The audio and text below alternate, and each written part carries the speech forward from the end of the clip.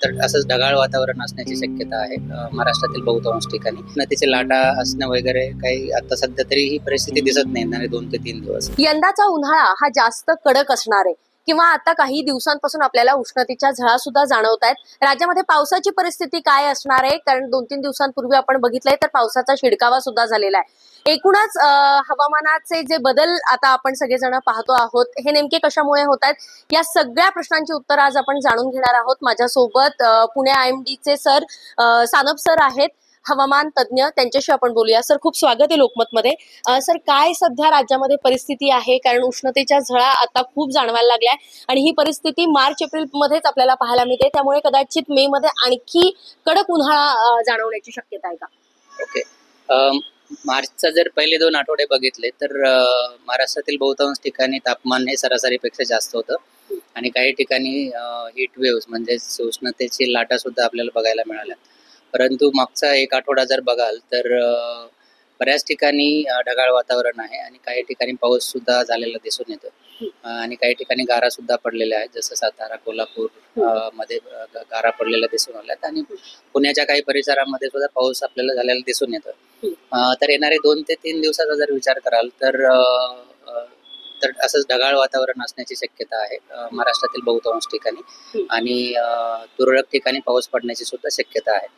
आणि एप्रिल महिन्याचा जर विचार कराल तर जसं आमचा पूर्ण 1 महिन्याचा किंवा सीझनचा जो फोरकास्ट असतो त्यामध्ये असं सांगितलं गेलंय की या वर्षीचा उन्हाळा जो आहे तो सरासरी त्यातलं जे तापमान आहे ते सरासरीपेक्षा जास्त असणार आहे आणि एप्रिल महिन्यामध्ये सुद्धा तापमान हे सरासरीपेक्षा जास्त असणार आहे. बरं, आता कोणकोणत्या भागामध्ये जास्त उष्णतेच्या लाटा संभवू शकतात, त्याबद्दल काय आहे? म्हणजे ओके.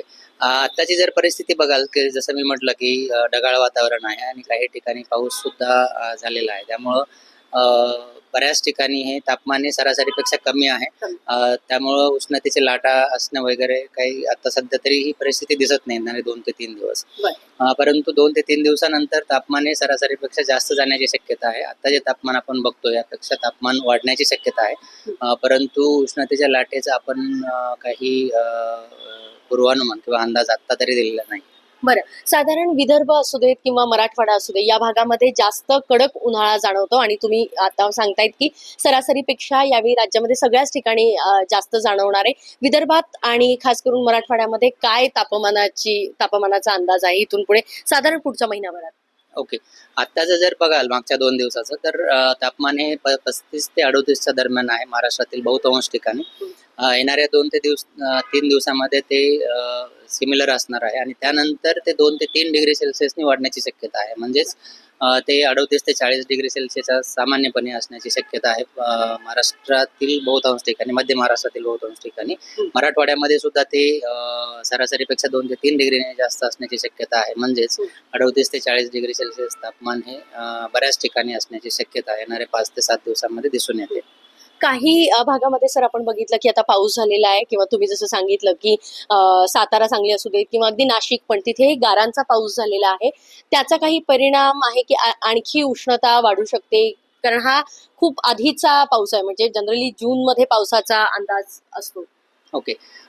एप्रिल मे मध्ये सुद्धा असा पाऊस आपल्याला याच्या आधी पण दिसून आलेला आहे.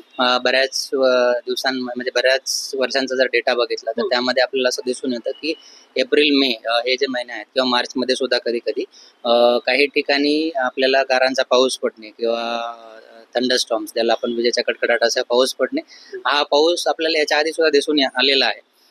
तर हे कॉमन आहे, असं काही वेगळं नाही याच्यामध्ये. परंतु तापमान याला मान्सून पूर्व परिस्थिती म्हणता येईल? नाही, मान्सून पूर्व मे मध्ये जनरली आपण म्हणतो. आता जो आहे तो उन्हाळ्यात पडणारा वेगवेगळ्या जे विंड प्रणाली आहेत त्याच्यामुळे पडणारा पाऊस आहे आणि हा पाऊस पडल्यामुळे टेम्परेचर वाढेल की नाही असं तुम्ही म्हटलं तर नॉट नेसेसरीली, तसं तर दरवेळी होत नसतं.